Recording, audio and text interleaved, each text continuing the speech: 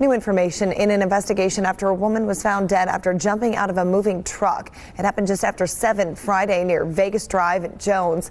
Police have identified the driver as 35-year-old Edward McClellan. According to reports, the car briefly stopped but then drove away. The coroner's office has identified the victim as 31-year-old Ariel Davidson.